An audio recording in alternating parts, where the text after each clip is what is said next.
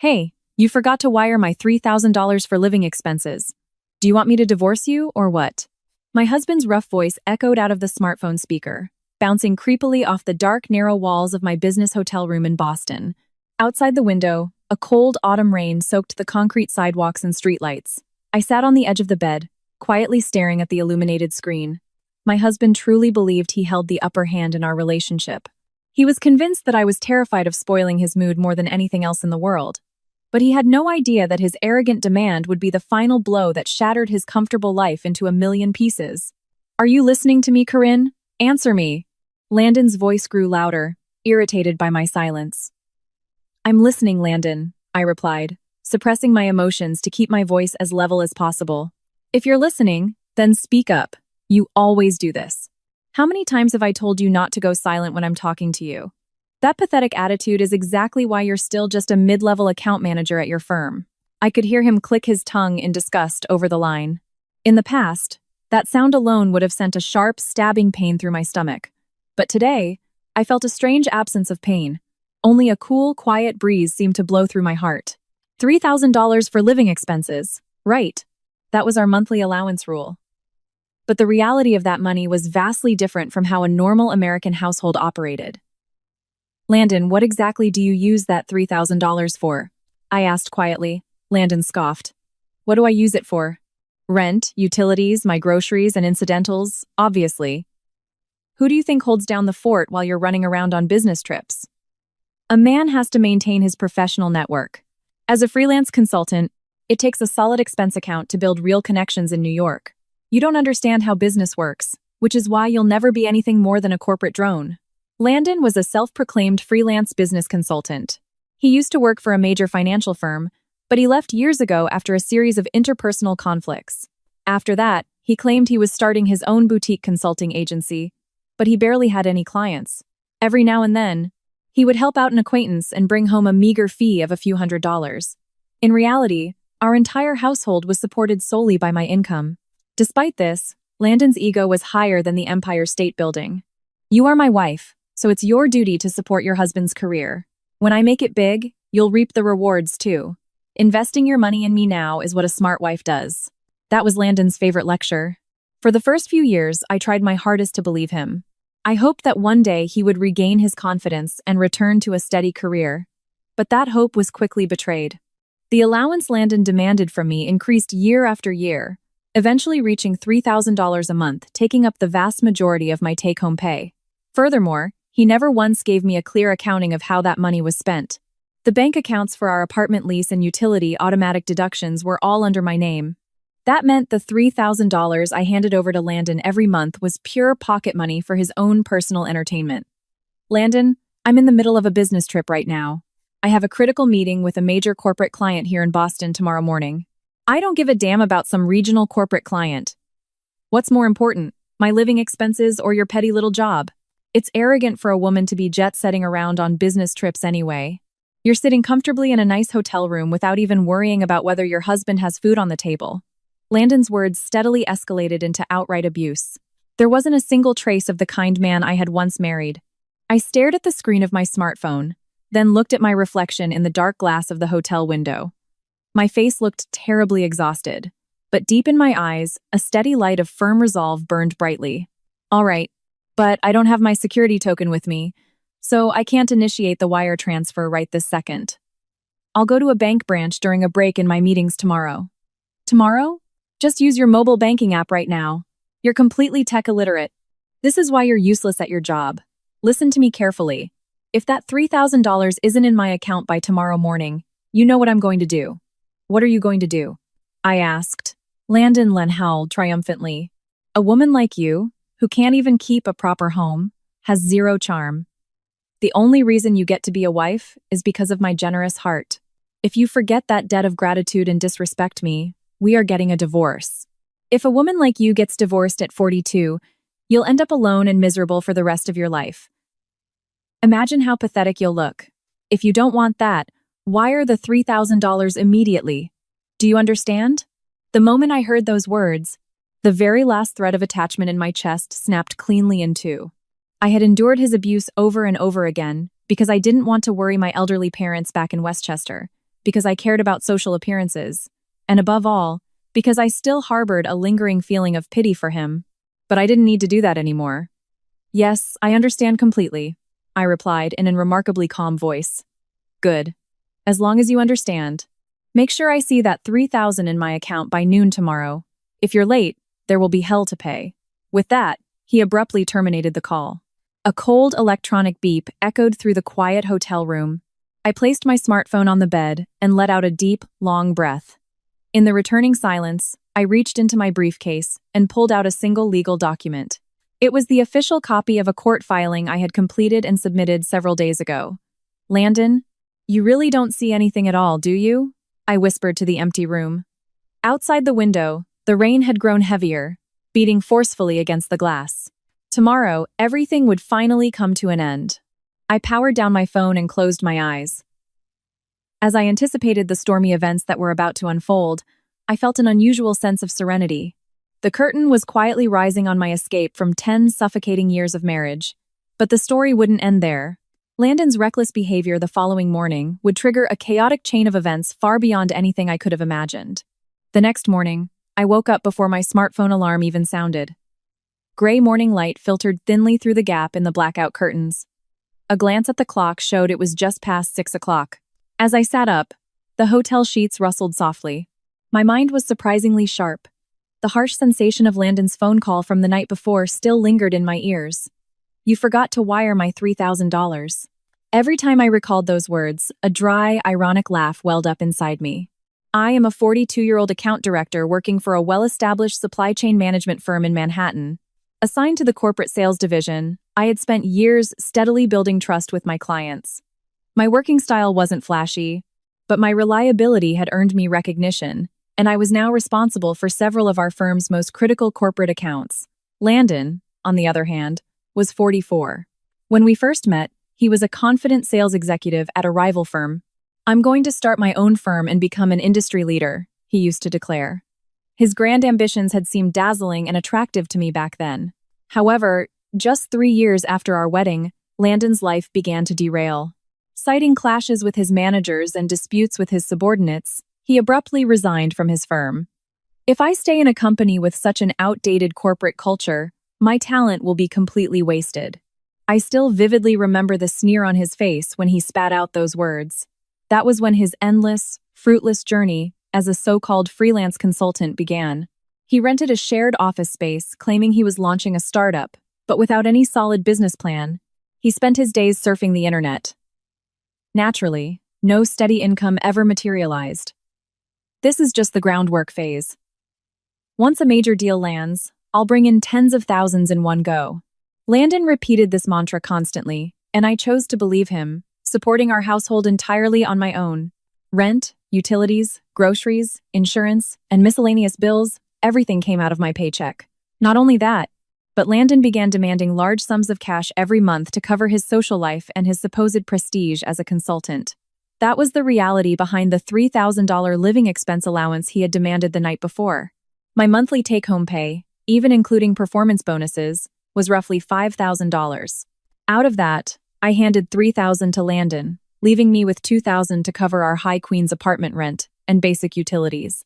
Obviously, not a single cent remained for my own savings.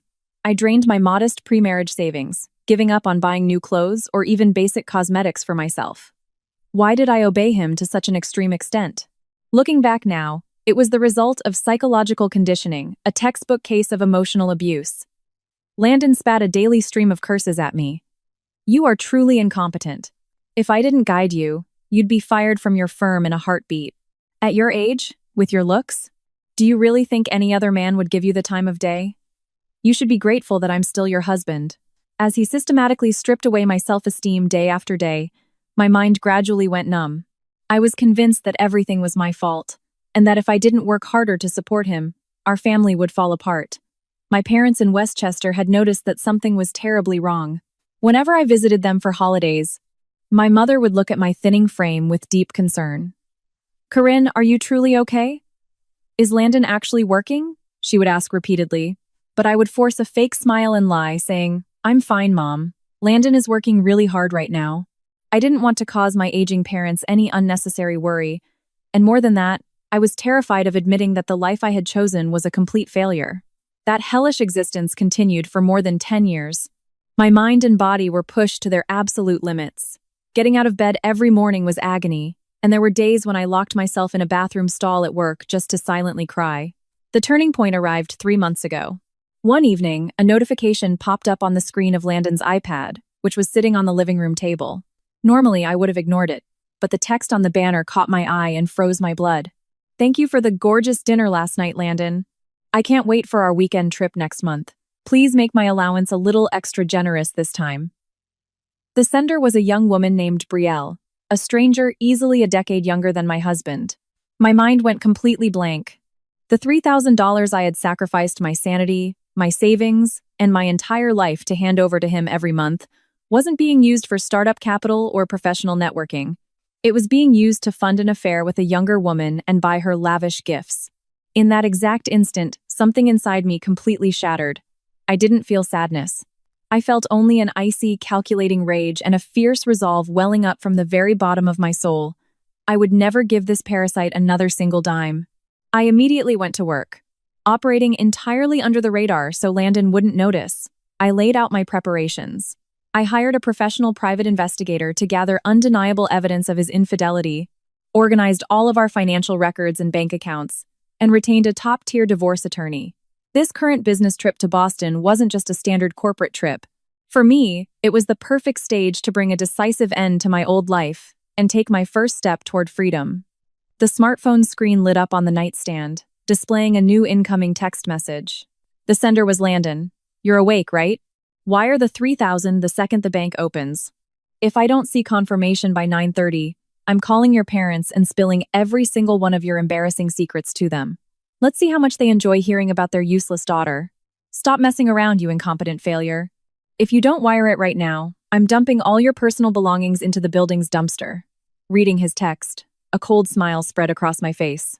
What a truly, endlessly foolish man. I stood up from the bed and opened the window. The crisp morning air flowed into the room. The rain had already stopped, and blue sky was visible through breaks in the clouds. It was the start of a brand new day. And for Landon, it was the beginning of his absolute nightmare. I dressed carefully in a tailored business suit. The woman reflected in the mirror was no longer the frightened, submissive victim of the past decade. "Let's get started," I whispered to myself, opening the door to my hotel room. I couldn't wait for Landon's next communication. The moment he finally realized he was standing on the edge of a cliff was rapidly approaching. After successfully wrapping up my morning meetings, I walked out of my client's corporate headquarters into the crisp autumn air of downtown Boston. The sky was completely clear, and a refreshing breeze blew down the avenue.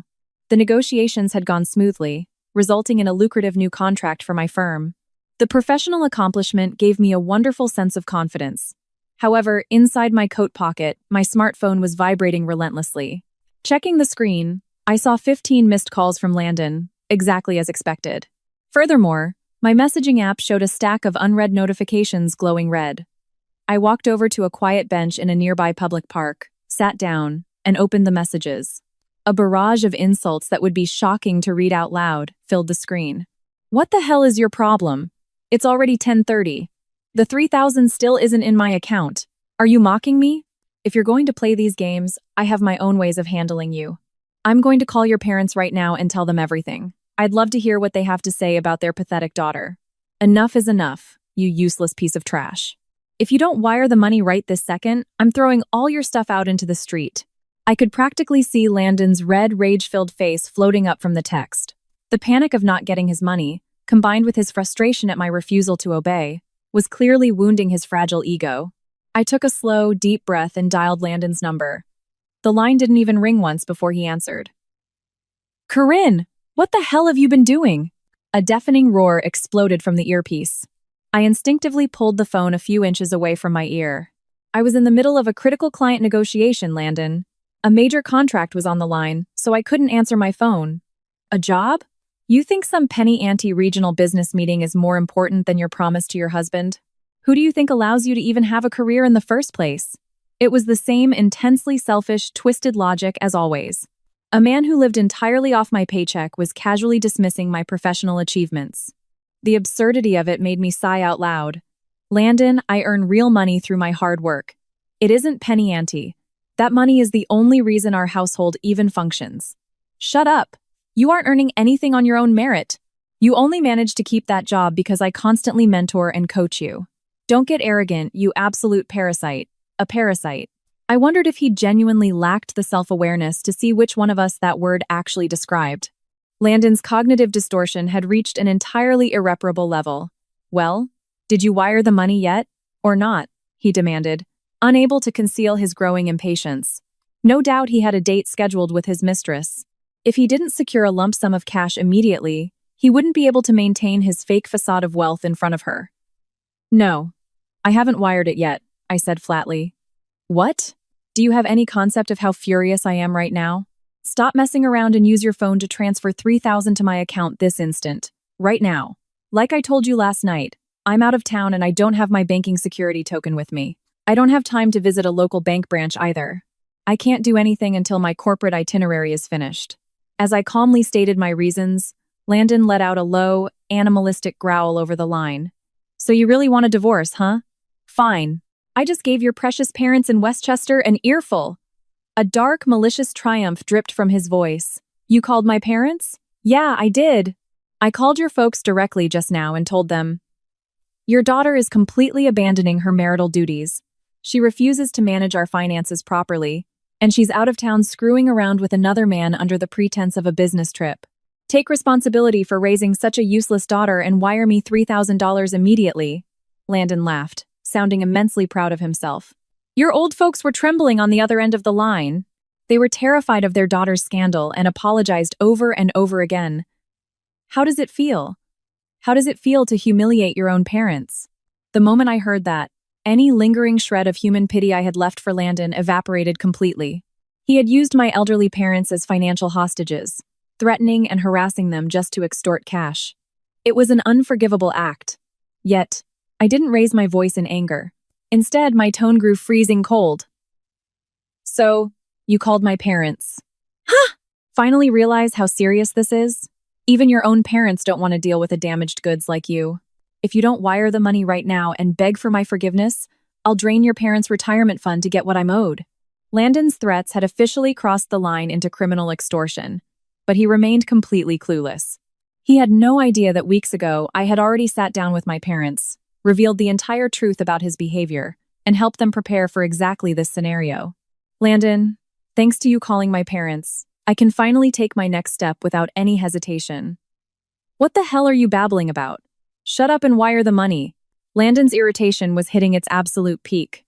He was expecting me to break down crying, apologize profusely, and scramble to find the cash, just like I always did. But my prolonged silence and detached demeanor were beginning to make him uneasy. Landon, you've threatened me with divorce countless times over the years, haven't you? Yeah, I have. A woman like you is garbage to me. Make sure you never regret those words, I said. Landon choked on his words for a split second, but his habitual arrogance quickly returned, and he launched into a desperate attempt to inflict maximum emotional damage. Regret it? Don't make me laugh, Corinne, he sneered, his voice dripping with condescension. You're the one who's going to regret this. Take a good look in the mirror. You're a 42-year-old woman with a mediocre corporate job. What happens when a high-value man like me dumps you? Nobody is ever going to look twice at leftover trash like you. Every word pouring out of Landon's mouth was like a poisoned blade, carefully sharpened over 10 years to destroy my self-worth. In the past, those words would have crushed my chest, leaving me weeping and begging for his pardon. But today was different. I quietly checked the screen of my phone to confirm that my call recording app was running smoothly. I switched the call to speakerphone, ensuring that every single syllable of his abuse was captured in crystal clear audio. What's the matter? Dumbstruck? Too shocked to speak? It's obvious. You only manage to hold your head up in polite society because you're married to an elite man like me. Landon's verbal assault showed no signs of stopping. You have the intelligence of a high school dropout. You should be on your hands and knees thanking me for allowing you the privilege of paying my living expenses. You aren't a partner. You're my livestock. You're just a walking ATM. Know your place. Livestock. An ATM. Even hearing those words, I maintained my deliberate silence. I said nothing, simply letting his shrieking rage record onto my device, misinterpreting my silence as terror, His voice escalated even further, riding a wave of arrogant delusions. You work your pathetic job, you bring home the money, and I spend it having fun with a young, gorgeous woman. That is how the world is supposed to work.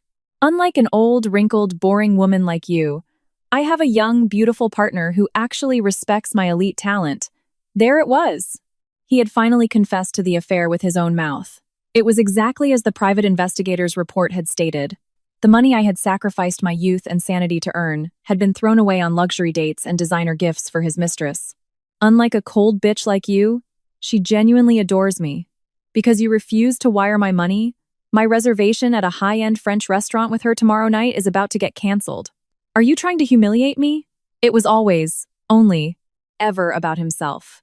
My suffering, my exhaustion, the complete destruction of our marriage, none of it registered in his mind. His sole driving motivation was preserving his fragile ego and his fake wealthy persona in front of a younger woman. Listen to me. This is your absolute last warning. Wire that $3,000 to my bank account by midnight tonight. If you are even 1 minute late, I am dragging every single piece of your clothing and furniture out onto the balcony and throwing it onto the pavement below. Then I'm calling your corporate headquarters and telling your executives that you're a fraud who steals money from her own husband. Landon was panting heavily with excitement over the phone. Even if you come crying and begging on your knees tomorrow, it'll be too late. I'll sign our divorce papers, strip you of everything, and throw you out on the street. Your folks will be the laughingstock of Westchester when they have to take back a damaged goods like you. Landon's furious tirade finally came to a temporary halt, leaving him gasping for breath. Is that everything you wanted to say? I asked, my voice flat and icy. What? What the hell is with that attitude? You don't sound remorseful at all. I understand completely, Landon. I have received every single word you just said loud and clear. Then run to the bank right now. And don't be late.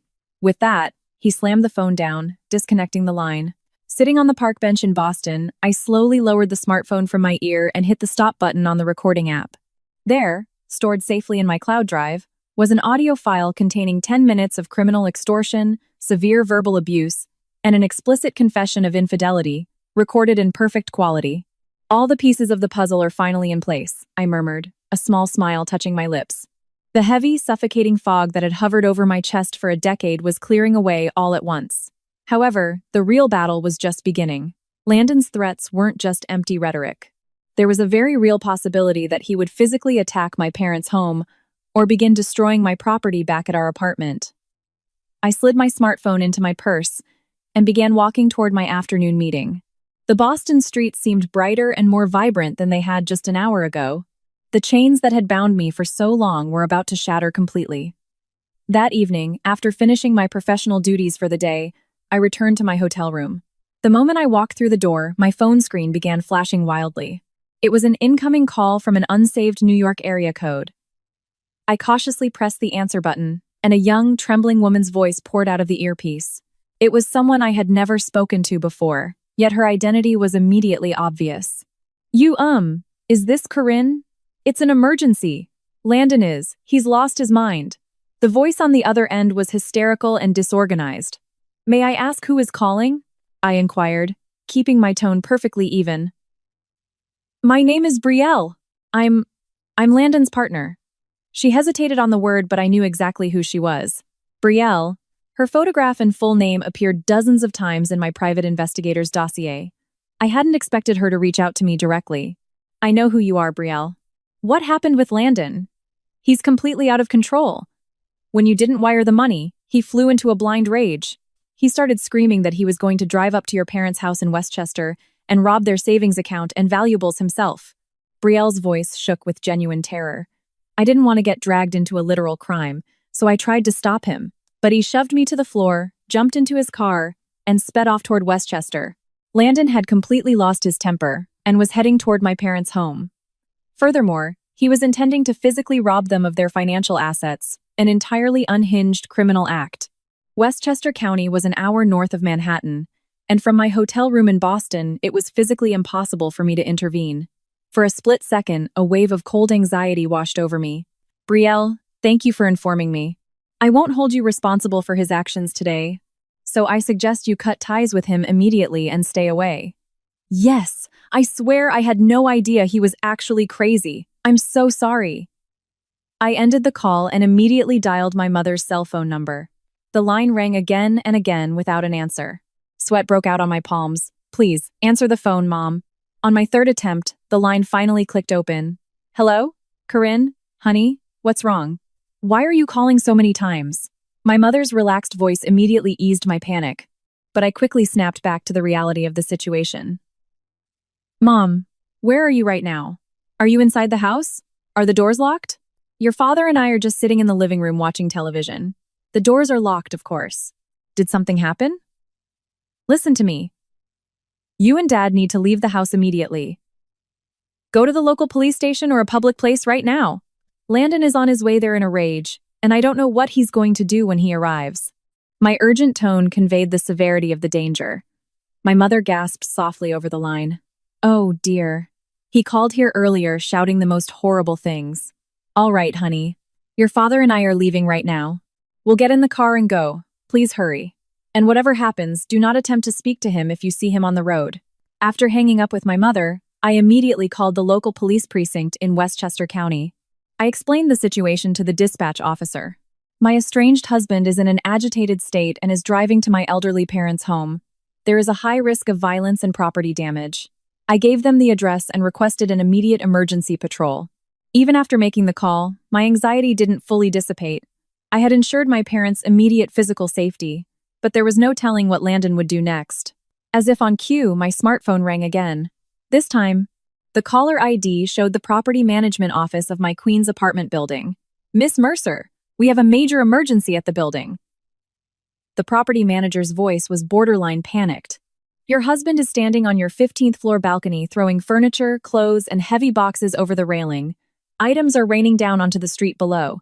Pedestrians were almost struck, and the entire block is in absolute chaos. We've already called the NYPD, but people are terrified. Just as he had threatened, Landon had begun destroying my belongings. I desperately wanted to shout into the phone, please break into the apartment and restrain him. But stranded in Boston, I was powerless to stop the physical destruction of my home. I bit my lip hard. I understand. Please cooperate fully with the police and prioritize the safety of the residents and pedestrians. I am currently out of town on business and cannot return immediately, but I will be back in New York as soon as possible. I disconnected the call and slumped onto the edge of the hotel bed. My parents were fleeing their home, my apartment building was a chaotic crime scene, and my neighbors were being subjected to extreme danger. Thanks to Landon's complete loss of control, the foundations of my life seemed to be collapsing all around me. A cold sweat broke out across my forehead. No matter how meticulously I had planned, a violent narcissist's unpredictable madness could easily spiral beyond expectations. Alone in a Boston hotel room, I felt an intense wave of isolation. It would take hours to get back to New York, even on the fastest express train. In that time, my childhood home or my Queens apartment could be completely destroyed. Yet, I was no longer a helpless victim who simply cowered in fear. This chaotic spiral was actually the ultimate opportunity to permanently, legally destroy Landon's life. With trembling hands, I dialed one more number. Hello? Mr. Pendleton? It's Corinne. It started. He's completely lost his mind and is acting out his threats. The man on the other end of the line listened to my report and replied in a calm, deeply authoritative voice. Everything is within our acceptable parameters, Corinne. With these developments, we have gathered every final piece of evidence we could possibly need. The speaker was Arthur Pendleton, a veteran attorney specializing in high-stakes divorce litigation and civil torts. 3 months ago, when I first confirmed Landon's infidelity, I had dragged my exhausted, broken spirit into his Manhattan office. Are you holding up all right, Corinne? Have your parents successfully evacuated the premises? Attorney Pendleton's steady voice acted like an anchor for my racing thoughts. Yes. I contacted my mother, and she and my father evacuated immediately. There is no one at the Westchester house now. I exhaled slowly as I spoke. Excellent. Then even if Landon attempts a physical breach of the property, there is zero risk of harm to your parents. In fact, if he forcibly enters an unoccupied residence after being told to stay away, he elevates his actions from a domestic dispute to a straightforward felony burglary and criminal trespass. That was one of the secret safeguards I had established weeks in advance. Landon truly believed he could bully my parents and me into handing over cash whenever he pleased. But without his knowledge, I had constructed a comprehensive legal and physical fortress around my family. 2 weeks ago, I had sat down with my parents, presented the investigator's report, the financial audit of his drained accounts, and the recordings of his verbal abuse, and told them the entire, unvarnished truth. My parents were furious and deeply heartbroken that they hadn't been able to protect me sooner. They pledged their unconditional support for whatever plan I laid out. "Corinne, you don't need to hold back against that man anymore," my father had told me, his voice trembling with controlled anger. "We will do whatever it takes to help you start your life over." Those words had saved my life.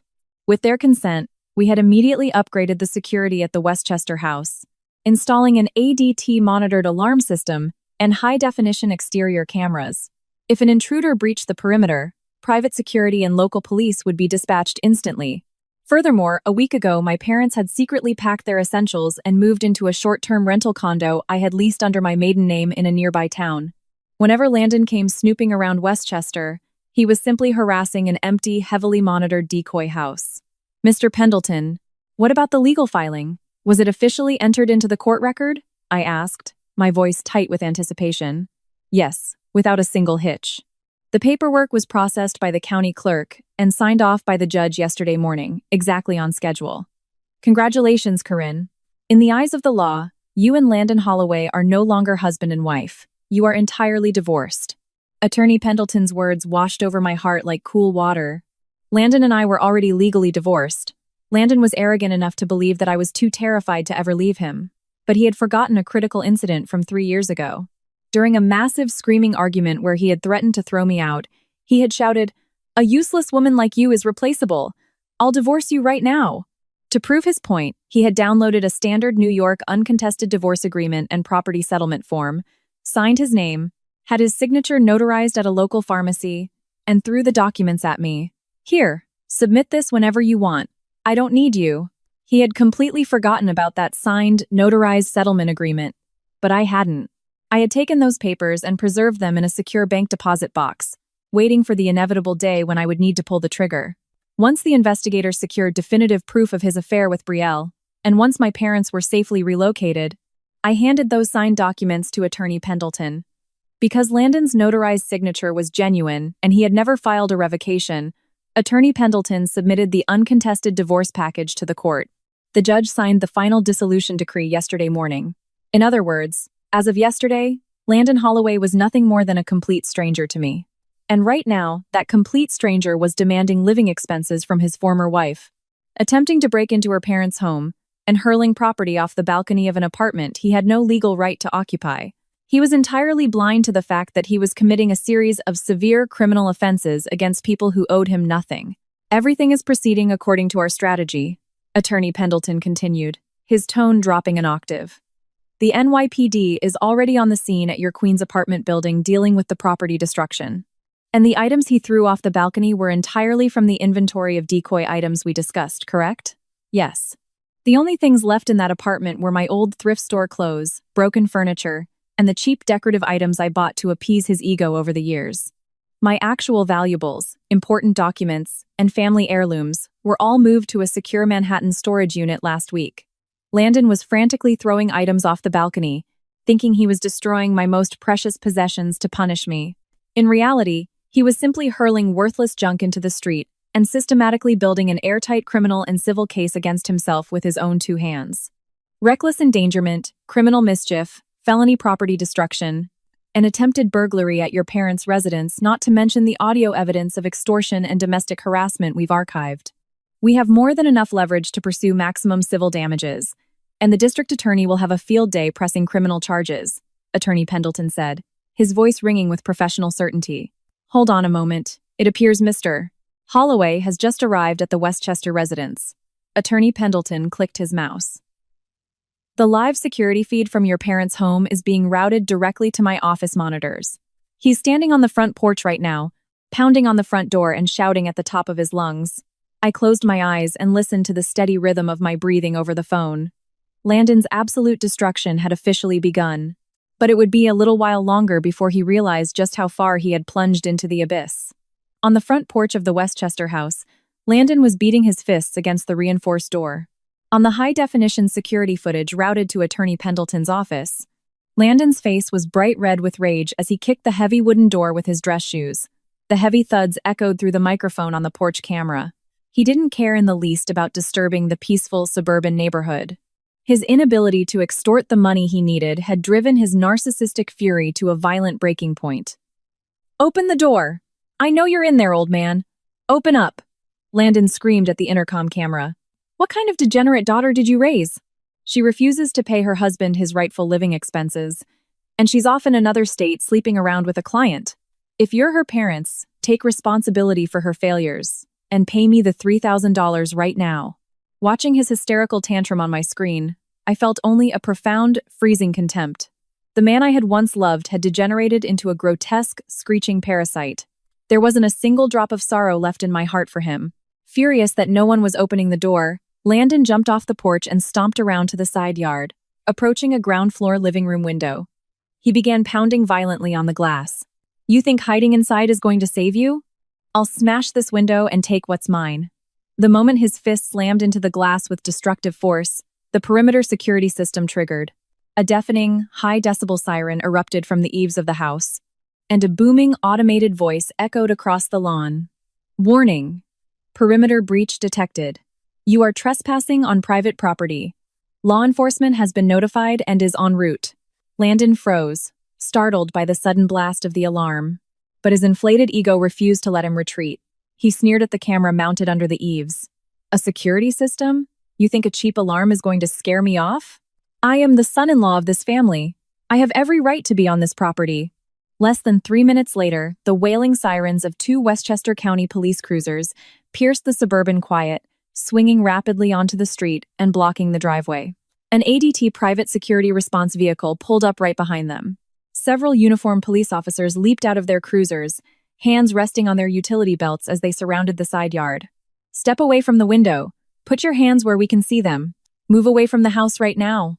A sharp, authoritative command rang out from the lead officer.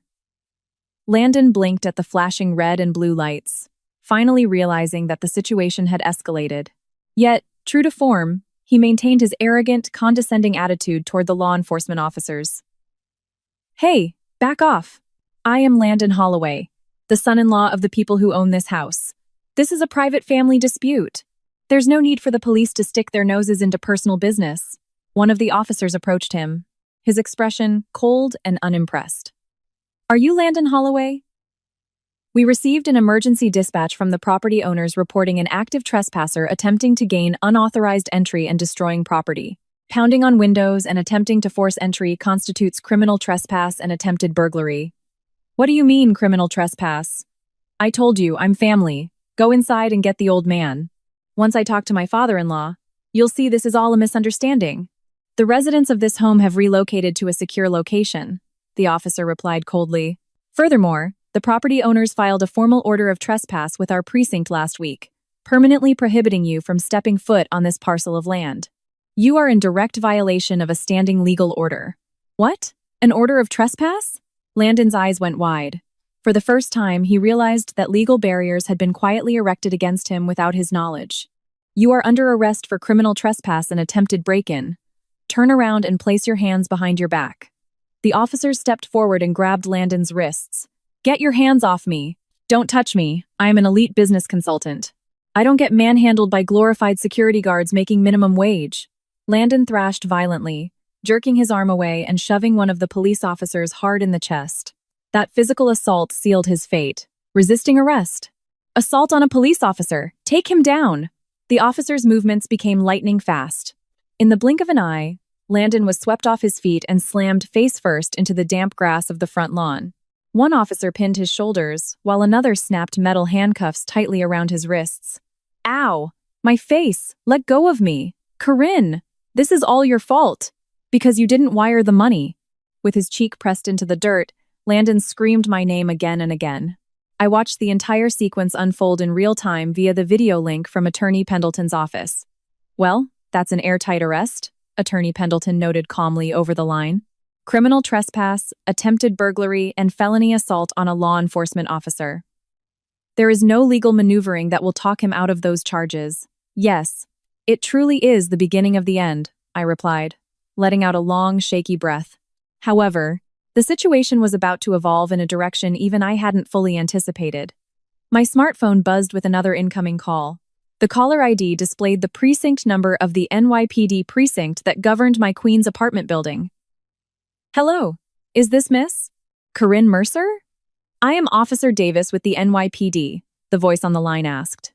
Yes, this is Corinne Mercer. Did something happen at my apartment building? Yes, ma'am. About an hour ago, a man identified as your husband, Landon Holloway, threw a massive quantity of furniture, heavy boxes, and clothing from your 15th floor balcony. Thankfully, no pedestrians on the sidewalk were struck, but a heavy wooden shelving unit landed directly on the hood of a custom luxury vehicle parked at the curb below. I sucked in a sharp breath. How severe is the damage to the vehicle? The front windshield is completely shattered, the hood is caved in, and the structural alignment of the front end is totaled, Officer Davis explained. The owner of the vehicle is extremely distraught and has already pressed formal charges for felony criminal mischief and reckless endangerment. Furthermore, the building management is filing a separate criminal complaint for severe damage to the building's exterior facade, landscaping, and iron perimeter fencing. Landon's destructive tantrum had gone way past a domestic disturbance. It had morphed into a high-stakes, public crime with massive financial consequences. I understand, I told the officer. I am currently concluding my corporate business in Boston and will be boarding the afternoon Acela Express train back to New York within the hour. As soon as I arrive at Penn Station, I will come directly to the precinct. I ended the call, grabbed my briefcase, and checked out of the Boston hotel, heading straight for South Station. I boarded the quiet business class car of the Acela Express, taking a window seat as the train began its smooth, high-speed journey south toward New York City. The trip would take roughly 3.5 hours. As the train sped through the autumn landscape, my smartphone vibrated in my lap. The screen flashed the name Landon Holloway. I stood up, walked out of the seating area into the quiet vestibule between the train cars, and pressed answer. Hello? My calm voice blended with the steady hum of the train's wheels. Corinne, where the hell are you right now? Landon's voice was a frantic, ragged scream, stripped entirely of his usual overbearing arrogance and replaced by raw, unadulterated panic.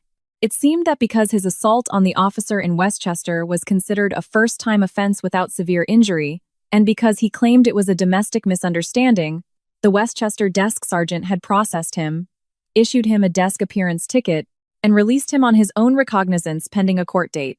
He had immediately taken a train back to Queens, only to run headfirst into his next disaster. Everything is completely ruined because of you. I just got out of a police station in Westchester, and when I got back to our apartment building, there were NYPD cruisers out front, and the management locked me out. Why the hell did you leave all that garbage on the balcony? I was just trying to clean up the balcony, and my hands slipped. The boxes fell over the railing by accident. Landon was actually trying to spin a frantic, multi-story barrage of thrown furniture as a simple household cleaning accident. Your hands slipped? I asked coldly. Do you really expect anyone to believe that dozens of heavy boxes, shelving units, and bags of clothes accidentally slipped over a 5-foot glass railing one after another? Shut up. Just call the NYPD precinct right now and tell them your husband was doing chores and accidentally dropped some storage boxes. Then get over to the car owner's house, get on your knees, and beg them to drop the charges. Even facing multiple felony charges, his immediate instinct was to force me to take the blame and clean up his mess while he remained blameless. The sheer, breathtaking narcissism of the man was almost impressive. Never mind that. Where is my $3,000? It still hasn't hit my account. I had to pay for a cab from the police station, and my accounts are completely overdrawn. I have no money left. Landon's voice cracked with desperate hysteria. Wire that money right this second. If you transfer the $3,000 and fix this police misunderstanding, I'll be generous and forgive you for today. Hurry up. My patience is gone. He was still clinging to the delusion that he was the master of our relationship. He genuinely believed that his threats of divorce and his angry demands would still make me cower in terror. Outside the train window, the scenery of Connecticut flashed by at high speed. I leaned my shoulder against the cool metal of the train vestibule and spoke into the receiver with crystal clear precision. Landon, you don't need to worry about the $3,000 ever again.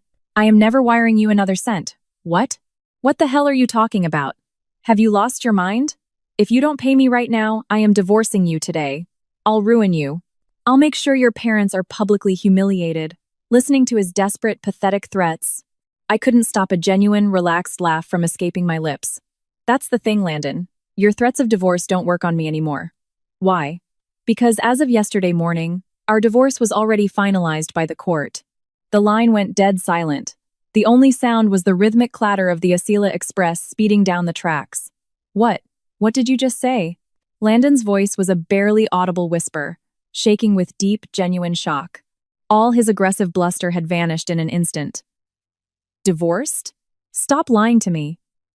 You can't do that. I never signed any divorce papers. You couldn't possibly file without my knowledge. He was desperately trying to reject reality. In his mind, it was a fundamental law of the universe that I would remain his obedient provider forever. But reality was remarkably cold. Landon, did you already forget what happened 3 years ago in October? I asked, watching my calm reflection in the glass of the train door. 3 years ago, during that massive argument in the living room, you threw a signed, notarized, uncontested divorce agreement in my face and shouted, "A useless woman like you is replaceable. I'll divorce you right now. Submit this whenever you want." Do you remember now? That, Landon gasped, his breathing turning ragged as the memory resurfaced. That was just a bluff. We were fighting. You didn't file it then. So I assumed you threw those papers in the trash years ago.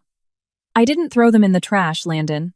I placed them in a secure safe deposit box, keeping them safe for the exact day I finally decided to erase you from my life. You can't do that. A stale settlement agreement from 3 years ago isn't valid. The court would need to verify my current intent. They wouldn't just accept it, Landon shouted, sounding like a panicked child.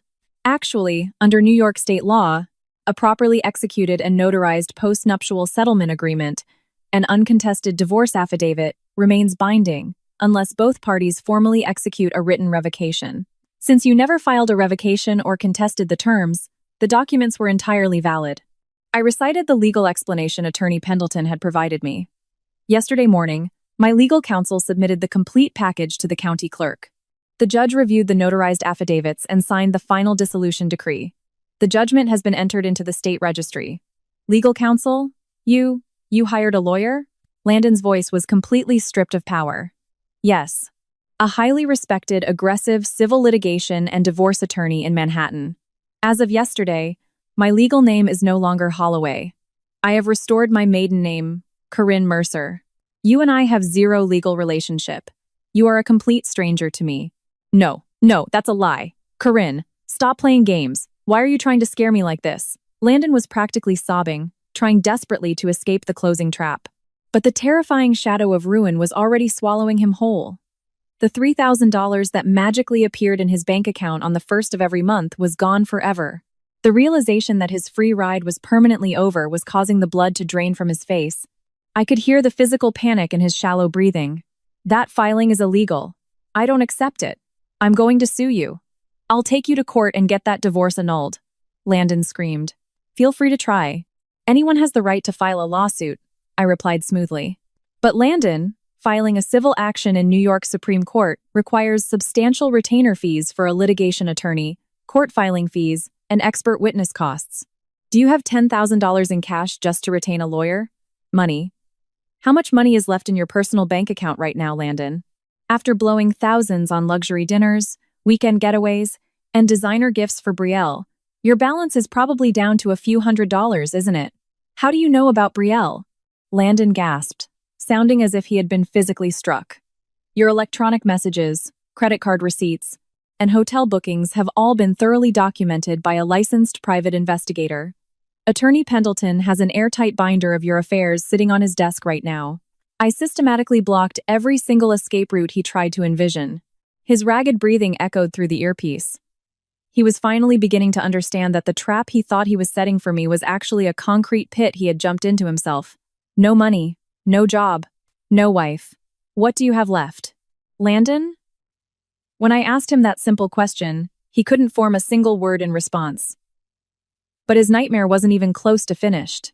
By the way, Landon, regarding our Queens apartment building, the one you're currently locked out of, I began. What about the apartment? He snapped, his voice filled with paranoid dread. Whose name is on the master lease for that unit? Do you remember? Yours, obviously. You signed the lease, but we live there together. That is my home. No, it isn't. Because I am the sole leaseholder, I am the only person with the legal authority to terminate the tenancy. And last month, I submitted a formal 30-day notice of lease termination to the landlord. What? You terminated the lease? Yes. The lease officially expired at noon today. Exactly when you were standing on the balcony throwing things into the street, that apartment ceased to be our home. It reverted to the landlord's possession. Are you insane? I never agreed to that. Where is my stuff? What happened to my belongings? I deliberately left behind the worthless items you might try to destroy in a temper tantrum. And just as I predicted, you threw them off the balcony yourself, committing felony property destruction and saving me the cost of hiring a junk removal service. You set me up. You manipulated me into doing that. No, Landon. I simply left old clothes and broken furniture in an empty room. You chose to pick them up and hurl them over a 15th floor railing into a public street. That was entirely your own criminal decision, executed by your own free will. My tone was calm, clinical, and completely devoid of empathy. I was simply watching a destructive narcissist, self-destruct by his own hand. For your information, your actual personal items, your clothes, your paperwork, and the laptop you use for your consulting business were professionally packed and moved out last week. They are currently sitting in a secure storage locker managed by attorney Pendleton's firm. You stole my property? That is grand larceny. I'm reporting you for theft. It isn't theft, Landon. You were about to become an illegal squatter in a terminated apartment unit. My attorney simply secured your personal property to prevent it from being abandoned on the street. If you want your belongings back, you can visit Attorney Pendleton's office in Manhattan. Of course, when you arrive, you will immediately be served with legal papers regarding our financial settlement and civil damages. Landon was speechless. The place he considered his castle no longer existed in the legal world, and he couldn't even get inside the lobby. That's why your keys don't work, and the management won't let you up. Following my formal lease termination, the landlord had a locksmith replace the door cylinder at 12:30 today. Then where am I supposed to go? Where am I supposed to sleep tonight? Landon's rage collapsed into a pathetic, whining plea. Why are you asking me? We are complete strangers now. Why don't you go book a room at a cheap motel somewhere? Oh, wait. You don't have any money in your account, do you? Corinne, how can you be so cold? How can you just throw me out into the street like a stray dog? He started adopting his victim persona, trying desperately to appeal to my sympathy. It was pathetic, transparent, and completely ineffective. Cold? Which one of us is cold, Landon? I asked, my voice dropping to an icy whisper that cut right through his whining. Who treated me like a slave for 10 years? Who called me an ATM and a piece of livestock? Who drained my paycheck every single month to buy designer jewelry for a girl 20 years younger than him while I wore 5-year-old shoes? My quiet anger vibrated down the fiber optic line. I don't have a single millimeter of forgiveness left in my heart for you, Landon. Not one. Damn you. Fine, I don't need you anyway. I have Brielle. I'll just go to Brielle's apartment. She loves me. She'll take me in and treat me like a king, Landon screamed, clinging desperately to his final emotional lifeline. To him, Brielle was the ultimate validation of his ego, the beautiful younger woman who adored his supposed success. But I had already demolished that refuge days ago. Going to Brielle's apartment? I strongly advise against that. Why not? Brielle adores my talent. She loves me for who I am. Let me share a little reality check about your girlfriend, Landon. You think she loves you for who you are? I let out a soft, mocking chuckle. She didn't love you, Landon. She loved the fake title you fabricated and the money you stole from my bank account. What the hell are you talking about? You told her you were a high-powered boutique consultant earning $500,000 a year, didn't you? You took my hard-earned $3,000 allowance and blew it on her dinners. You used my secondary credit card to buy her luxury handbags and shoes. You staged an entire life of wealth using my labor. That's just networking.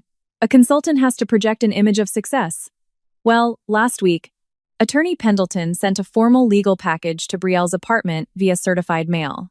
It included a notice of intent to name her as a co-defendant in a civil lawsuit for the receipt of fraudulently dissipated marital assets. A civil lawsuit? Landon's voice spiked with terror. Included with that demand letter was a comprehensive financial dossier compiled by my forensic accountant. It showed your actual tax returns, your complete lack of consulting income, your $0 bank balance, and undeniable proof that every single dinner, trip, and pair of shoes she received was paid for directly by your wife's corporate salary. She thought she had landed a wealthy Manhattan executive. When she opened that folder, she discovered she was sleeping with an unemployed, middle-aged parasite who was living off his wife's paycheck and that she was about to be sued for thousands of dollars because of it. I had heard the details of Brielle's reaction directly from Attorney Pendleton. She had called his office in an absolute panic. I've never been so humiliated in my entire life. Being duped by a broke, middle-aged loser is the biggest stain on my reputation. She had screamed at my lawyer, weeping with rage at Landon's deception. That's a lie! Brielle would never say that about me. Landon sobbed over the phone. To avoid being dragged into a prolonged civil lawsuit over the spent funds, Brielle agreed to cooperate fully with my legal team. She signed an affidavit confirming all of your financial gifts and agreed to cut all contact with you immediately. In fact, when you threatened to physically attack my parents today, she was the one who called my hotel room in Boston to warn me. She threw you into the garbage the second she realized you were broke. Brielle, you sold me out? Landon screamed into the empty air of Queens. She didn't sell you out, Landon. She simply disposed of a piece of rotting garbage that had crept into her life. If you try calling her cell phone or checking her social media right now, you'll find that your number and all your accounts have been permanently blocked. Landon fell completely silent. From the other end of the line, I could hear the desperate rustle of clothes and the frantic tapping of a smartphone screen. He was trying to call Brielle, but the calls would never connect. A few minutes later, the line was filled with the sound of hyperventilating, ragged sobs. He sounded like a man drowning in freezing water. Blocked. Everything is blocked. The messages won't go through. It can't be real. Brielle, please don't leave me alone. I could visualize him standing on the sidewalk outside our former apartment building, clutching his phone, completely collapsing into the dirt. His prestige, his marriage, his mistress, his free income, and his home, all of it had evaporated into thin air in the span of a few hours. Landon, this is the exact harvest of the seeds you spent 10 years planting. You stripped me of my dignity, treated me like an ATM, and abused me every single day. This is your reward. Corinne, please, I'm begging you. I was wrong. I was an absolute idiot. Let's start over. Please give me one more chance. I need you, Corinne. I can't survive in this world without you. Landon finally threw his ego into the dirt and began begging for his life, weeping uncontrollably. But his tears inspired nothing in me, not even a spark of pity. You can't survive? That might actually be true, Landon. Because the isolation you're feeling right now is only the very beginning of what you have to carry for the rest of your life. As the train rattled through the Bronx, approaching the final stretch into Manhattan, I prepared to deliver the ultimate financial reality check, the blow that would permanently seal his fate. What do you mean? What I have to carry?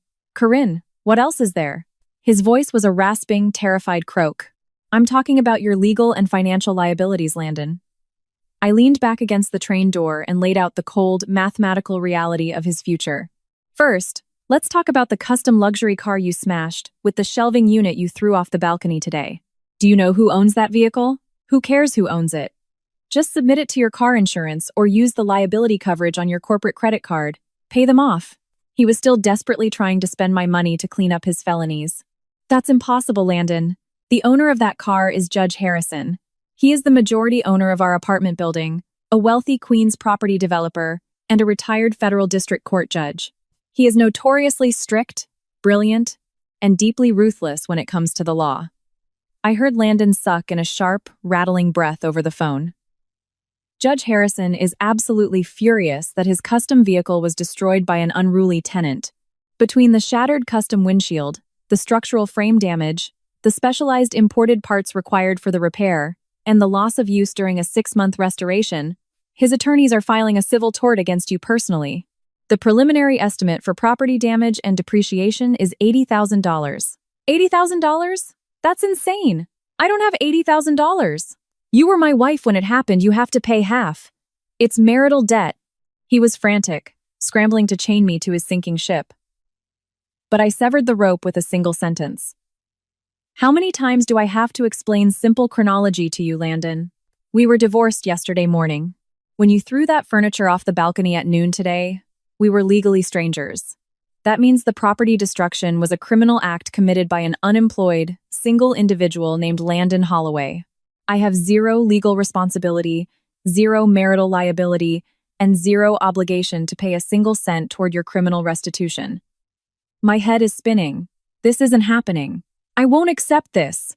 That's not all, Landon. Attorney Pendleton has finalized my own civil claim against you for 10 years of systematic financial dissipation, emotional abuse, and marital infidelity. We have set the demand at $30,000. Given the overwhelming documentation, the audio recordings, and Brielle's signed affidavit, any court in New York will grant summary judgment in my favor in minutes. $30,000. Furthermore, we have audited every unauthorized charge you made on my secondary credit card to buy designer jewelry, handbags, and hotel rooms for your mistress. Because those purchases were made through intentional misrepresentation and weren't for legitimate household expenses, I have filed a formal fraud affidavit with the issuing bank.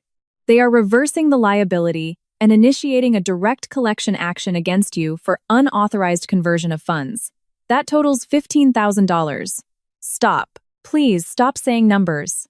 And finally, Brielle is retaining counsel to sue you for intentional infliction of emotional distress and fraudulent misrepresentation, claiming you deceived her into an illicit relationship by fabricating your professional identity and wealth. Her initial claim is $20,000. As I calmly recited the figures, I could hear the physical collapse of his nervous system occurring over the line. 80,000. 30,000. 15,000. 20,000. That is a combined financial liability of $145,000. You are 44 years old, unemployed, have zero savings, and possess a criminal record as of today. You are going to carry that debt on your back for the rest of your natural life. $145,000. Landon repeated the number in a vacant, hollow whisper. His brain had completely short-circuited under the weight of the debt. How am I supposed to pay that? I'm a business consultant. I don't have that kind of cash lying around. A primal, shrieking scream exploded over the line as he threw a violent tantrum on the street. I'll just declare bankruptcy. I'll file Chapter 7. Once I file for bankruptcy, all those debts get wiped out by the federal court. You won't see a single penny from me. I'll wipe the slate clean. It was the final, desperate delusion of a cornered narcissist. But I was more than prepared to crush his last hope into dust. You really don't know anything about the law, do you, Landon? Under Section 523 of the United States Bankruptcy Code, liabilities arising from willful and malicious injury by the debtor to another entity or to the property of another entity cannot be discharged in bankruptcy. Furthermore, debts incurred through false pretenses, fraud, or intentional torts are entirely non-dischargeable. What? What does that mean? It means that felony property destruction, intentional vandalism of Judge Harrison's vehicle, fraudulent credit card conversion, and court-ordered tort restitution are legally protected from Chapter 7 discharge. Even if you declare bankruptcy, the federal judge will exclude those debts from the filing. Your bank accounts will be levied. Any future wages you ever earn will be garnished at the maximum legal limit, and liens will follow you until the day you die. You cannot wipe this clean, Landon. There is no exit. Allo? Gurgling sound rattled through his throat. The final door had been locked, welded shut, and sealed forever. He was trapped in a financial and legal prison of his own making, with no possibility of parole. The automated PA system chimed through the train. We are now approaching New York Penn Station. Please gather your personal belongings. My long business trip was over, and my brand new unburdened life was waiting for me on the platform. Goodbye, Landon. Never attempt to contact me or my family again. Corinne! Wait! Don't hang up! Help me! Please, God, help me! Ignoring his shrieking screams, I pressed the end call button. I popped the SIM card tray out of my smartphone, removed the tiny card, and dropped it into a station trash can as I stepped off the train. I inserted a fresh, pre-activated SIM card with a brand new private number. My connection to Landon Holloway was officially zero, but the universe still had one final act of retribution waiting for him in Queens. Stepping out of Penn Station into the crisp evening air, the towering skyscrapers of Manhattan glowed with thousands of golden lights. Waiting for me near the taxi stand, dressed in a sharp charcoal suit with a relaxed smile on his face, was Attorney Pendleton. Welcome back, Corinne. I trust your corporate presentations in Boston were successful? He asked warmly, extending his hand. Yes, Mr. Pendleton. Everything went exceptionally well. We secured the contract, I replied, shaking his hand with a deep sense of gratitude. Well, it appears your personal house cleaning here in New York has concluded just as successfully, he said, tapping the screen of his iPad and handing it to me.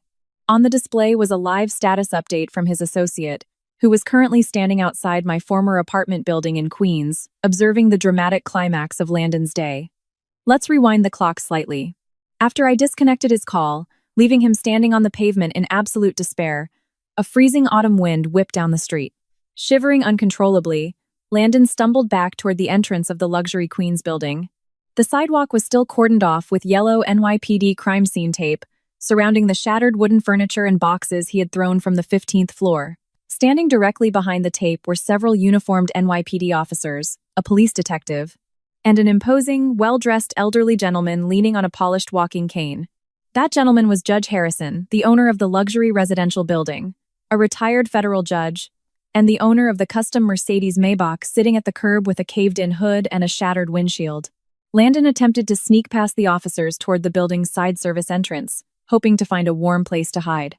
But the police were actively watching the perimeter. "You there! Stop right where you are! Identify yourself!" An NYPD detective barked, shining a flashlight directly into Landon's face. Several officers instantly moved to block his path. I'm a resident here. My name is Landon Holloway. I live in Unit 1502. I just want to go up to my apartment," Landon stammered, raising his hands in panic. Judge Harrison stepped forward, his sharp, piercing eyes locking onto Landon with the intimidating weight of decades spent on the federal bench. "So, you are Landon Holloway. You are the individual who hurled solid wooden furniture from a high-rise balcony, nearly killing pedestrians on my sidewalk and completely destroying my custom vehicle. And you have the sheer audacity to try and sneak back into my building? It wasn't me. It was an accident. I was out on the balcony organizing some storage boxes, and my hands slipped over the railing. The wind caught the boxes. You can't hold me responsible for an accidental slip." Landon desperately peddled the pathetic lie he had rehearsed. Judge Harrison let out a cold, sharp bark of laughter. What a thoroughly contemptible, transparent lie. The retired judge gestured to the property manager standing nearby, who held open a laptop screen displaying high-definition security footage. "This building is equipped with commercial-grade 4K security cameras on every elevation. We have been reviewing the footage with the NYPD detectives for the past hour. The exterior cameras captured you clearly, in high definition, intentionally lifting heavy wooden shelving units and hurling them over the glass railing with extreme physical force while screaming obscenities. Furthermore, several residents on the 14th and 16th floors submitted written witness statements, confirming they heard you shouting, 'I'll destroy everything she owns,' as you threw the objects." Landon's jaw dropped open. Confronted with undeniable video evidence and multiple eyewitness depositions, his flimsy web of lies disintegrated instantly. "This was no accidental dropping of household items," Judge Harrison declared, his voice ringing out with judicial severity. "This was a deliberate, malicious, and highly dangerous felony act of property destruction and reckless endangerment in a densely populated urban zone. As a retired federal judge and the property owner, I have instructed the district attorney to prosecute you to the fullest extent of the penal law. Please, Your Honor. Have mercy. I was stressed out. I can't afford this." Landon dropped to his knees on the concrete sidewalk, weeping and clasping his hands together. "My wife, Corinne. She'll pay for the damages. She makes a great salary at a Manhattan corporate firm." "Charge her. You are referring to Miss Corinne Mercer, correct?" Judge Harrison replied coldly. "Her legal counsel informed our management office that your marriage was officially terminated by judicial decree yesterday morning. Furthermore, as the sole leaseholder, she executed a lawful termination of the apartment lease effective at noon today. She has surrendered tenancy. You are not a tenant of this building. You are an unemployed, uninsured trespasser who has just committed a violent felony on my property. Officer, place this man under arrest," Judge Harrison commanded. Two NYPD officers grabbed Landon by the arms, hauling him off his knees and forcing his wrists behind his back. The sharp, metallic click of handcuffs snapping shut echoed down the Queen's Street. "No, please. I am a high-level business consultant. You can't put me in jail. I'll lose my career. Corinne, save me. I'm sorry. I'll do anything you want." Landon screamed until his voice cracked, his cries echoing off the brick facades of the residential block. But not a single person looked at him with sympathy. The pedestrians and neighbors watched with cold, silent approval as the officers shoved him into the back of a marked NYPD patrol cruiser and slammed the door shut. The cruiser's sirens wailed as it pulled away from the curb, transporting Landon Holloway to the Borough Booking Center to face multiple felony charges. Watching the live video feed conclude on Attorney Pendleton's iPad in Manhattan, I felt a deep, steady calm settle over my entire being. The toxic weight that had pressed down on my shoulders for over a decade was permanently gone. An absolute masterpiece of legal strategy. Mr. Pendleton, I said, handing the tablet back to him. Everything was executed flawlessly. You deserve the credit, Corinne. My strategy only worked because you had the emotional strength and courage to stand up, secure your evidence, and reclaim your life, Attorney Pendleton said gently. Now, let's head up to my office. We have some final settlement documents to execute, and then you can go meet your family. We walked together through the vibrant, bustling streets of Midtown Manhattan. The evening air was crisp and cool, but inside my chest, my heart felt warmer and lighter than it had in my entire adult life. However, the legal system had one final crushing revelation in store for Landon, a hidden truth from his past that would permanently strip away his remaining illusions. Inside the interrogation room of the Queens County Criminal Court holding facility, Landon sat slumped at a metal table. The man who had once swaggered around in designer suits, boasting about his elite status and treating me like an inferior being, was entirely unrecognizable. His hair was matted and greasy, his expensive suit was torn and stained with dirt from the Westchester lawn and the Queens pavement, and he sat shivering, staring at his handcuffed wrists. The heavy steel door clicked open, and Attorney Pendleton walked into the room, carrying a thick leather briefcase. Accompanied by a court officer, he sat down across the table from Landon. Landon looked up, his bloodshot eyes widening as he recognized my attorney. He leaned forward across the table, rattling his handcuffs. You're Corinne's lawyer. Where is she? Why didn't she come to bail me out? Tell her to post my bail right now. If I stay in this cell another night, I'll lose my mind. Tell her to drop these ridiculous charges. Attorney Pendleton looked at Landon with a clinical, icy detachment, the look a scientist gives a biological specimen in a petri dish. He opened his briefcase and laid a stack of formal legal files on the metal table. Mr. Holloway, as I have already informed you, my client is Miss Corinne Mercer. Your marriage was legally dissolved by judicial decree 2 days ago. She has zero legal obligation to post your bail, secure your release, or communicate with you in any capacity. In fact, she has requested an active order of protection against you. Attorney Pendleton's calm, level voice carried a weight that instantly crushed Landon's frantic demands. During our preparation for this litigation, my investigative team conducted a comprehensive background check into your personal, academic, and professional history, Attorney Pendleton continued, flipping open a folder. We discovered every single lie you spent the last decade telling Corinne, her family, and the world. Lies? What are you talking about? I am a graduate of a top-tier university and a former corporate executive. I quit my firm because the corporate culture was toxic. Landon attempted to inflate his chest, clinging desperately to his fabricated identity. Must you continue lying even when sitting in police custody? Attorney Pendleton sighed, pulling an official corporate document from the folder and sliding it across the metal table. Let's examine your departure from that major financial firm 10 years ago. You didn't resign to launch a consulting startup. According to the firm's internal investigation records, you were caught fabricating vendor invoices in an attempt to embezzle corporate funds. When the auditing department uncovered the fraud, you were given a choice: face immediate termination and criminal embezzlement charges, or sign a quiet resignation agreement and forfeit your benefits. You fled the firm in disgrace to avoid prison. Landon's face turned the color of chalk. His mouth opened and closed, but no sound came out. Furthermore, let's look at your academic credentials. Attorney Pendleton slid a certified university transcript across the table. You routinely boasted about your elite degree from Cornell University. However, the registrar's records confirm that you were academically suspended during your sophomore year due to failing grades and severe disciplinary infractions regarding student conduct. You never graduated. You never even completed your second year. You fabricated your degree, you fabricated your corporate career, and you fabricated your consulting business. You are, by definition, a career fraud. You had no right to dig into my private records. That has nothing to do with Corinne, Landon stammered, sweat pouring down his forehead.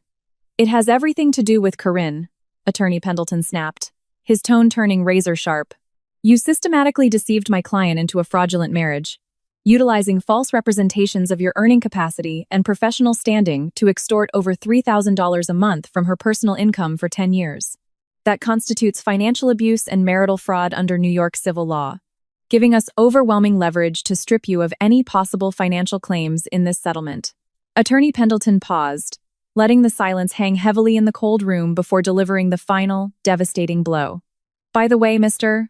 Holloway, we felt it was our ethical duty to inform your mother in New Jersey of your current legal predicament. My mother? Landon's head snapped up. Landon's wealthy, status-obsessed mother residing in an exclusive New Jersey suburb had always treated me with profound condescension. She had summoned me to her home repeatedly over the years to lecture me. My Landon is a brilliant corporate talent. You are a mediocre woman who should be grateful to serve as his wife. Work harder so you don't embarrass our family name. She had been Landon's ultimate emotional enabler and his final financial safety net. When our investigator delivered this dossier to her estate this morning documenting your university expulsion, your corporate embezzlement, your fake consulting career, your affair, and your current arrest for felony property destruction and police assault, she suffered a severe hysterical shock, Attorney Pendleton said. Her precious illusion of an elite son was shattered into 1,000 pieces in her own drawing room. What did my mother say? Is she hiring a defense lawyer for me? Is she paying my bail? Landon leaned forward desperately. Your mother instructed our attorney to convey the following message. I have no son. That degenerate criminal is a stain on our family heritage. I am removing him from my trust fund and my will immediately. Tell him never to call this house, never to write, and never to step foot on my property again. She has completely disowned you, Mr. Holloway. You are cut off from the family estate permanently. My mother? Disowned me? No. No, that's impossible. Mom would never abandon me. Landon buried his face in his handcuffed hands, his entire body shaking as violent sobs tore through his chest. The mother who had pampered him his entire life had locked her doors against him. His family, his background, his lies, and his future had been completely obliterated. Attorney Pendleton pulled a thick legal agreement from his briefcase and placed it squarely in front of Landon, alongside a black ballpoint pen. This is the final civil settlement and release of claims drafted by my office on behalf of Miss Corinne Mercer. By signing this document, you accept full personal liability for all debt incurred during the marriage, agree to repay the $15,000 in unauthorized credit card charges, assume sole responsibility for Judge Harrison's vehicle restitution, and sign a lifetime no-contact injunction prohibiting you from ever approaching Corinne or her parents. And what if I refuse to sign it? What if I fight this in court? Landon choked out, his eyes red and swollen. If you refuse to sign, my office will immediately hand our complete me this, me that, and me this, over to the Manhattan District Attorney's Office, adding federal wire fraud and credit card fraud to your current indictment. Furthermore, we will pursue maximum civil tort damages in public court, ensuring your fraudulent history is published in every legal and commercial database in the United States. You will spend the next 5 to 10 years in a state penitentiary, and you will leave prison with a $250,000 judgment hanging over your head. Make your choice, Mr. Holloway, right now. Landon stared at the black ballpoint pen sitting on the metal table. The crushing weight of the criminal justice system and his absolute isolation pressed down on him from all sides. He had zero leverage, zero funds, and zero allies. Trembling uncontrollably, tears and mucus dripping from his face onto the metal table, Landon picked up the pen. With a shaking hand, he signed his name at the bottom of the settlement agreement, legally sealing his own financial and social ruin. The arrogant tyrant who had routinely called his wife livestock and an ATM was entirely gone, replaced by a broken, sobbing shell of a man. Attorney Pendleton inspected the signature, signed as the witnessing attorney, and calmly gathered his documents back into his leather briefcase. The execution of these documents is complete, Attorney Pendleton said, standing up and straightening his suit jacket. I am leaving now. I suggest you use whatever time you have remaining in this cell to reflect on the absolute destruction you brought upon yourself. Good day, Mr. Holloway. As the heavy steel door clicked shut behind the attorney, Landon Holloway was left alone in the cold, fluorescent light of the holding cell. He wept into his dirty hands, finally drowning in the dark, bottomless abyss of his own making. That moment marked the absolute, perfect conclusion to my 10-year nightmare. The man who had systematically drained my life had been executed by his own arrogant greed. Stepping out of Attorney Pendleton's Midtown office building, I took a deep breath of the cool New York night air. An incredible, soaring sensation of liberation and triumph surged through my veins. I hailed a yellow taxi and gave the driver the address of a quiet, upscale residential development in Westchester County. The secure, gated condominium complex where I had leased a beautiful new home for my parents and myself. The taxi pulled up to the manicured grounds of the development. I walked through the secured lobby, took the elevator to the fourth floor, and stood in front of Unit 402. I pressed the intercom doorbell. Almost immediately, the sound of hurried footsteps echoed from inside, and the heavy oak door swung wide open. "Corinne! Oh, my darling girl, you're safe. You're home." My mother stood in the doorway, her eyes brimming with happy tears as she threw her arms around my neck and pulled me into a fierce, warm hug. Standing right behind her was my father, his usually stoic face softened by deep relief and pride as he placed a heavy, reassuring hand on my shoulder. "You did it, Corinne. You stood your ground and fought your way out." "I am so incredibly proud of you," my father said, his voice husky with emotion. "Come on inside, sweetheart. Your mother spent the entire afternoon cooking your favorite comfort food." I stepped into the warm, brightly lit apartment, and the delicious, nostalgic aroma of a traditional American family dinner washed over me. Set out on the dining room table was a feast of my favorite childhood dishes. A tender, slow-roasted beef pot roast with carrots and potatoes, creamy garlic mashed potatoes, buttery green beans, and a freshly baked lattice crust apple pie cooling on the counter. Seeing that table prepared with such pure, unconditional love by the parents I had worked so hard to protect something broke open deep inside my chest. The heavy steel fortress I had built around my heart for 10 years completely melted away. Mom, Dad. It was so hard. It was so incredibly hard for so long. My voice cracked, and tears finally began pouring down my cheeks. For the first time in over a decade, I didn't hide my pain or force a polite smile. I wept openly, burying my face in my mother's shoulder like a little girl. "I know, my darling. I know how much you suffered." My mother stroked my hair gently, her own tears soaking my collar. "But that nightmare is over forever. You are free now. Nobody will ever be allowed to hurt you or degrade you ever again. We are right here with you." "That's right," my father added, wrapping his strong arms around both of us. "This is your safe harbor, Corinne. You don't have to carry the weight of the world on your shoulders anymore. Take your time, rest your spirit, and start living for yourself again." Surrounded by the warmth of my parents' embrace, the accumulated trauma, the daily anxiety, and the sharp emotional wounds of the past decade were slowly washed away by my tears. That evening, the three of us sat down together around the dining table. The food was incredibly rich, flavorful, and deeply comforting. It was a universe away from the tense, silent dinners I used to endure in Queens, where I chewed my food in dread, constantly monitoring Landon's temper to ensure I didn't trigger a verbal explosion. Tonight, our table was filled with genuine laughter, warm conversation, and peaceful silence. We didn't mention Landon's name once. He belonged to a dead past.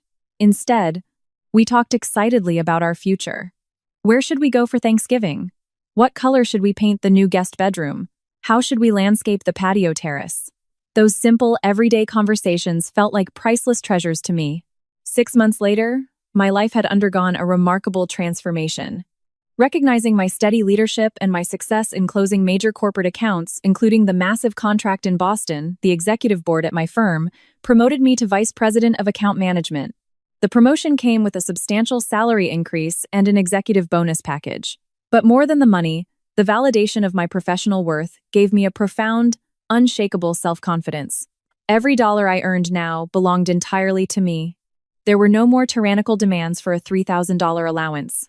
I opened a high-yield savings account, started an aggressive retirement fund, bought myself a tailored wardrobe that made me feel powerful, and treated my parents to weekend theater getaways in Manhattan. The simple, exquisite freedom of spending the money I worked hard to earn according to my own free will was a daily blessing I never took for granted. Meanwhile, Attorney Pendleton provided me with a final, clinical update regarding Landon's fate. Following his guilty pleas to felony property destruction and criminal trespass, Landon had avoided a state prison sentence only by accepting a rigorous 5-year felony probation agreement, community service, and mandatory restitution orders. However, his financial reality was an inescapable hell. Strip-mined of his assets, disowned by his wealthy mother, and carrying a criminal record that disqualified him from any corporate or office employment, he was completely unemployable in the professional world.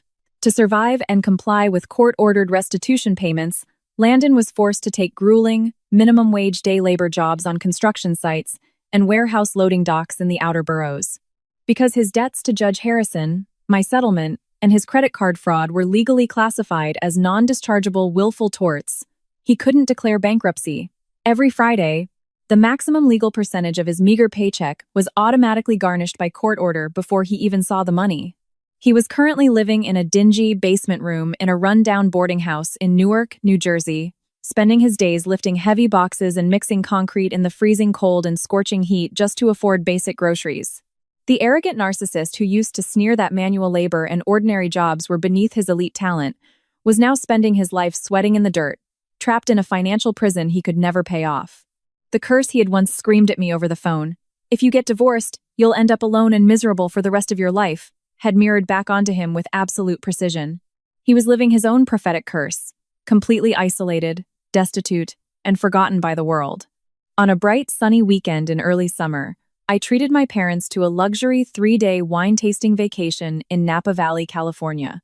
Sitting on the open-air cedar deck of a hillside winery, we overlooked rows of lush green grapevines stretching across the rolling valley under a spotless, brilliant blue sky. "Corinne, take a look at that view. It's absolutely breathtaking," my mother said, holding a glass of crisp Chardonnay, a relaxed, joyful smile lighting up her face. "It really is, Mom," I replied, clinking my glass against hers. I have never felt so completely happy and at peace in my entire life. I looked down at my hand resting on the wooden railing. The fingers that had once trembled in fear while dialing a phone in a dark Boston hotel room were now steady, strong, and relaxed. The invisible chains that had dragged me down for 10 years had completely dissolved into the California sunshine. I had my loving parents by my side, a thriving career that challenged and rewarded me, and above all, the absolute strength to stand on my own 2 feet and govern my own destiny. The decade I had lost to Landon's abuse had been a long, painful trial. But the future stretching out in front of me was infinitely wider, brighter, and filled with endless possibilities. I turned my face toward the warm California sun, closed my eyes, and drew a deep, clean, liberating breath of fresh air into my lungs. My new life had officially begun.